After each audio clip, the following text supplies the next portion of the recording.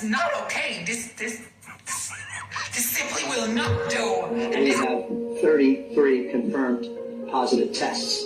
We have 33 Pennsylvanians who have tested positive for COVID-19. Today we have 33 cases. There were 33 new cases. The state of Minnesota today reported 33 new COVID-19 related deaths. There are 33 confirmed cases in Arkansas.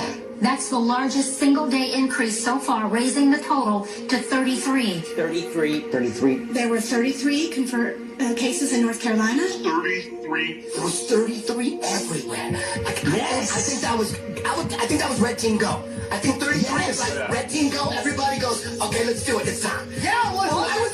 Dude, there's like literally 1,000 33s and 33 new cases. 33 people died in fucking Hong Kong. The number 33, we all know what that represents. Everywhere, every single day, it's like, well, 12 more cases, which now brings the state to 33. Yeah, pretty much. Yeah. Why? Look at us. University ran this study where they basically asked the American people, hey, unison in your child's baby teeth, and it'll go for like research for like help better improve the medical industry, all this stuff. And you're like, yeah, that's cool, right? Wrong. No, that immediately red flag. It was a front, a public front for something called Project Sunshine. Excuse me? It was started by the Atomic Energy Commission along with the DoD, Department of Defense, better known as body snatchers. They're taking kids? At this time, during the 50s, they were just lighting off all these nuclear bombs all over the place. They wanted to observe this one compound, strontium-90. It's this compound that is absorbed into the body from nuclear fallout. And what they wanted to do is like, how is this affecting people all over the earth? And so the Atomic Energy Commission, along with the DoD, basically did this whole undercover thing. So they went to hospitals, scientists, and they were literally grave robbing children, testing their bones and seeing whether or not they had this strontium-90 compound in their bones. But they would literally, like if a child died during birth or whatever, they would literally team up with these doctors and they would steal ribs, femur bones, and never tell the parents. This is what America was doing. The conclusion was like they actually had a large amount of this compound or this particle from nuclear fallout. That's crazy. The Atomic Energy Commission never publicly admitted they were taking bones from children until declassified documents surfaced in the 1990s. So they got caught. So apparently facial recognition is old news. The government just ordered something far more sinister, and it's called whole body recognition. It's a new AI called Farsight, and it can identify you from a drone from over half a mile away just by the way you walk. It doesn't need to see your face. It analyzes your gait, your body shape, and then runs it through a database to find you. This is happening right now. Developed by researchers at Michigan State University, and the most disturbing part of this technology is that it is specifically designed to get around facial recognition bans, and yes, you guessed it, masks. Cities can ban cops from using facial recognition, but this is not facial recognition. This is a loophole. The project is funded by IARPA, the research arm of U.S. spy agencies. Their goal is to put this on drones, watchtowers, or any high-altitude camera. They can already do it through atmospheric turbulence from a high angle when your face is completely obscured. So it is no longer just about what you post online. It is how you move through the world. What about folks who have wombs but are not women? There are two genders, male and female. I am non-binary. Women have wombs. I am not a woman and I have a womb. You are a woman. I know. Next question. All I'm seeing is a bunch of mad and angry women. What are we typing? We're protesting everything. We're angry and we're not going to take it anymore. Now that's a protest that I don't mind getting down with. AI is so bad for everything. Why are they pushing it so hard? Okay, hear me out. If they knew that AI was going to cause climate catastrophe to an already existing climate crisis, why would they still introduce AI to the public? Money. Because I don't know if everyone understands. AI needs data centers that look like this. Because AI is not in the cloud. It actually requires data centers that have servers. And these servers get really hot every time you use AI. And so to cool down these servers, they need to use water. So each chat GPT question uses up to 15 bottles of water. And these governments all around the world know that AI is going to cause climate catastrophe because there are countries right now that are having a water crisis. Like there are countries right now that don't have access to clean water. I mean, there's cities in America that don't have access to clean water. So why would they exacerbate an already existing crisis that we are in? If you've been listening to, climate experts, analysts, scientists, ringing the alarm on how we don't have a lot of time to save this planet. Actually, we can't save the planet. We can only prolong it. So it seems like the introduction of AI into our society is just fast forwarding like the end time. So if we already know it's bad, pretty much all ways around, why do they keep pushing it? This map shows how many natural disasters there have been in the U.S. since 1953. Texas and California have by far the most, with Oklahoma there with all their tornadoes. And the lowest I found on the map was Delaware, with only 19 disasters in over 50 years. This map shows the purchasing power of $100 in every U.S. state. California, New York, and Hawaii are all less than $90, while if you want to move to Arkansas, Mississippi, it's $113. Shout out if you already live there. This is what Australia would look like if it had its own Mediterranean Sea. And if this happened in real life, there'd probably be 0 deaths, because barely anyone lives there. A super shout out to you if you live in that area. This map shows all of the counties in the United States that have subways. And I don't know if this is more of a statement on the fact that we have terrible public transportation in America, or if all the interstate highways we have is just that much of an achievement. This map shows the elevation of the entirety of Europe. And something I did not know is that the highest and lowest points in Europe are both in Russia.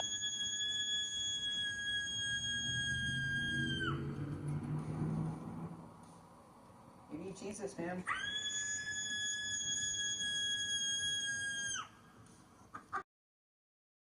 Oh, hey.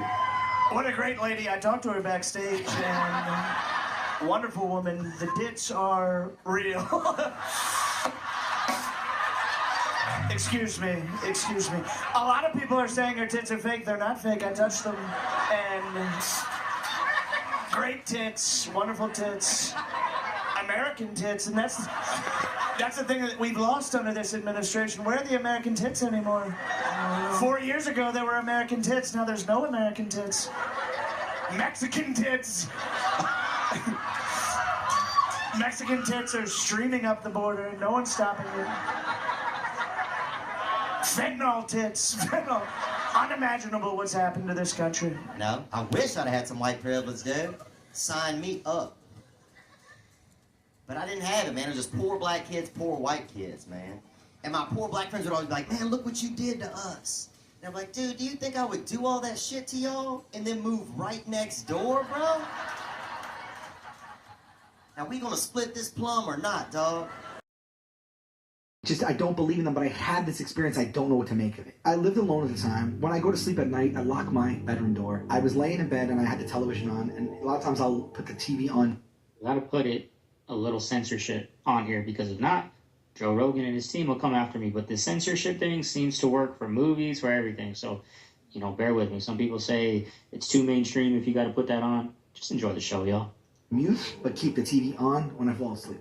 Something I do. Because I sleep with a CPAP machine, how I would wrap myself up in a cocoon because I had an air source. So I like, it's like a sarcophagus. I like put everything over my head. I was wide awake. I just muted my television and I wrapped myself up like a burrito and I had the CPAP on. I'm laying there and I always stick like 1 foot or 1 hand out. It's just a nice cool breeze. It's like a fun little thing to do when you're wrapped up like that. Right. And I had my hand out, so this was out. And I'm just laying there and I thought I heard something or somebody. I don't know if it was talking or I heard what I thought was like the door open, I suppose. Again, wasn't asleep. I wasn't asleep. I was just about to fall asleep. I wouldn't even just laying. Sure, yeah. But I didn't sleep or wake up or nothing like that. And I wasn't laying there 20 minutes. Right. It wasn't like that. I'm laying there and I heard walking or the door or something. And so I listened more intently. I didn't hear anything again. And then all of a sudden I felt, I don't know if it's a hand, whatever you want to call it, pressure, squeeze. Oh, right here on my hand, right? I just felt my hand get squeezed. And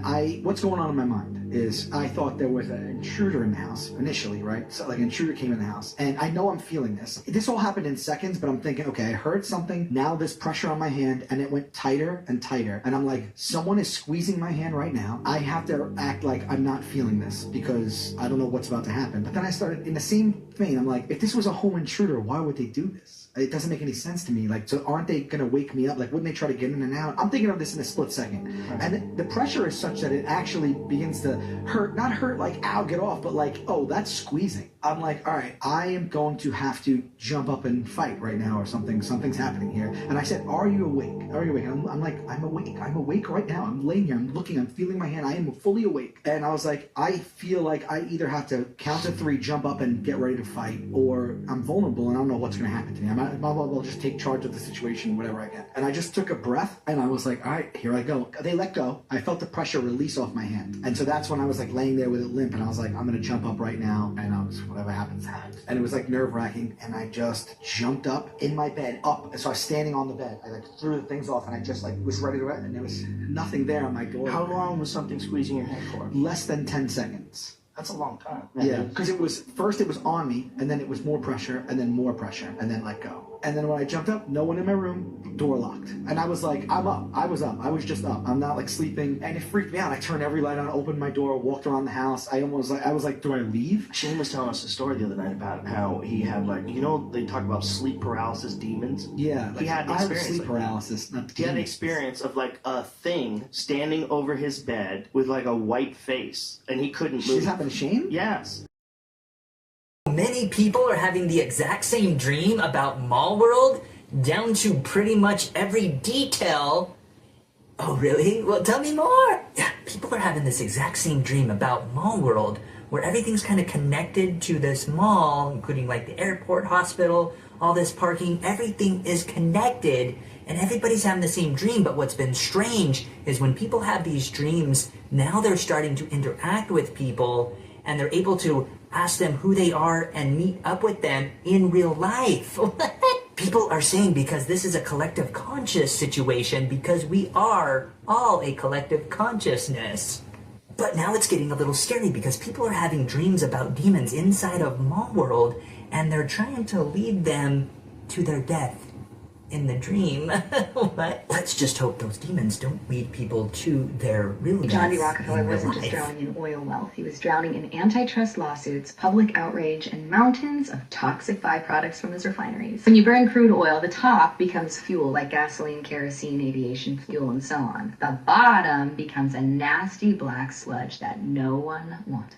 And when the government started tearing apart Standard Oil, Rockefeller did what almost every powerful man does when they're pushed in the corner. He pivoted. He turned his attention to medicine, not because cures weren't working, but because cures aren't profitable. At the time, Germany led the world in chemical science, so Rockefeller poured millions of dollars into bringing that chemistry to America. Suddenly, those petrochemical byproducts, they weren't waste anymore. They were the foundation for synthetic chemicals used in drugs, plastics, dyes, additives, and industrial products. America still ran on homeopathic medicine, and so in 1910, he and Carnegie funded the Flexner Report, the document labeling anything non-schmarmish-medical as unscientific. Meanwhile, the entire Rockefeller family were using private homeopathic physicians. No big deal. Around the same time, Rockefeller aligned with Henry Ford, the same one that openly supported a certain European leader with a tiny mustache, dramatic hand gestures, and a passion for experimenting on entire populations. Ford revolutionized mass production. Rockefeller weaponized it. Petrochemical products flooded into cosmetics, soaps, packaging, plastic, household goods. Long before anybody studied long-term human exposure. No consent, no safety data, just industry. Now in 2025, we're watching infertility skyrocket, hormone disorders explode, and endocrine systems collapse under chemicals that we never voted on. And for the last 5 years, we've been told to trust the science. But after learning this, it makes you wonder, whose science? This is Lolong, the largest crocodile ever found, stretching about 20 feet long. Now, imagine living in a world full of Lolongs, only with longer legs and the ability to run on land like a greyhound. It sounds like a nightmare monster, but she was real. Fossils of giant crocodile-like creatures were discovered back in the 1930s. And now, scientists have found that these beasts once roamed and dominated lands far bigger than they imagined. We're talking about the Cebicids. They're a family of prehistoric The devil crocodiles and demons that have once believed the best way to get humans to sin is to be among their ranks. Essentially, peer pressure. So to do this, devils and demons will assume human form. They can either possess a human or disguise themselves as one. Old folklore says they could easily be spotted I don't know and... where this video was filmed, I don't know who filmed it, but I do know I've seen one like it. Nightmare fuel. I don't think my heart could handle it if I was roaming around at night and saw that. peeking out at me from around a corner? Like, why is it chomping like that? Was it a piranha? And off camera conducting an exorcism on a woman named Maria, as the person behind the camera films her saying some absolutely wild stuff. Go look. This part, kind of freaky. This part, kind of hilarious. Constipated, just sprinkle some fiber in that holy water. You'll get better results. She also kind of looks like she's possessed by maybe like have magical powers and can shapeshift or grant wishes. They're mentioned in various religious texts, including the Quran. Some people think jinns are similar to ghosts or demons, but they are their own distinct type of spirit. They're often said to also be the ones responsible for sitting on your chest in the middle of the night. Who's there? She would have made a really sick black metal vocalist. Now, for some context, in Enfield, London.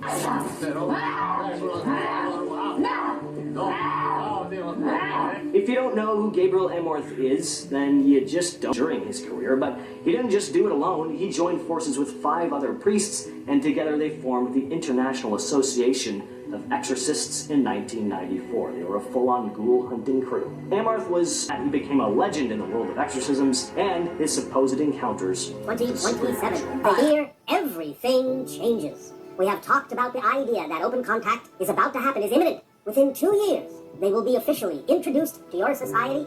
At first, most likely hybrids, Pleiadians, and then Can someone tell me what MAGA men find attractive so that I can wear the complete opposite? Thanks. No need. You're killing it. Good job.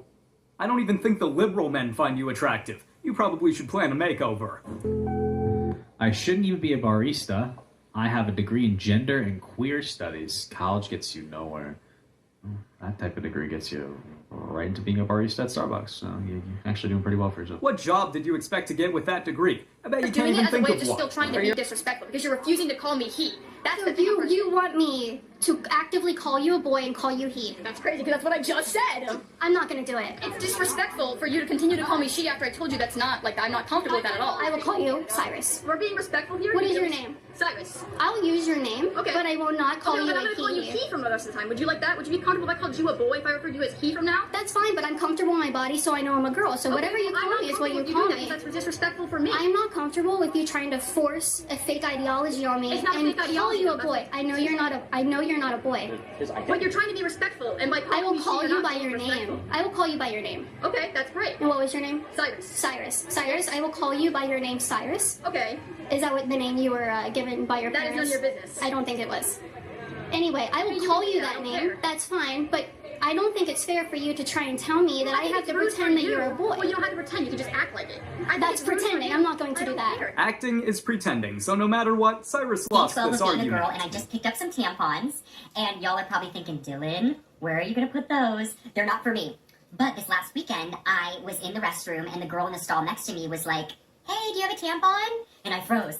I was like, sorry, no. But in that moment, I decided, you know what? I'm always going to have one on hand for anyone who needs it. You come over to my house and we're having a glass of wine, I got a tampon for you. If we're in the club together and then we go to the bathroom, I got a tampon for you. Women supporting women. Love ya. Except in this situation, it's a man supporting women. A non-binary God whose pronouns are plural. I believe in Jesus Christ, their child, who wore a fabulous tunic and had 2 dads, and saw everyone as a sibling child of God. I believe in the rainbow spirit who shatters our image of one white light and refracts it into a rainbow of gorgeous diversity. This is certainly one church I'll try to avoid at all costs. Sorry!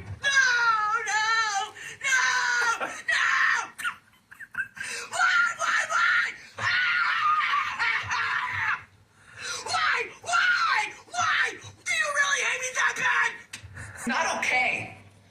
This is not okay. This simply will not do. And this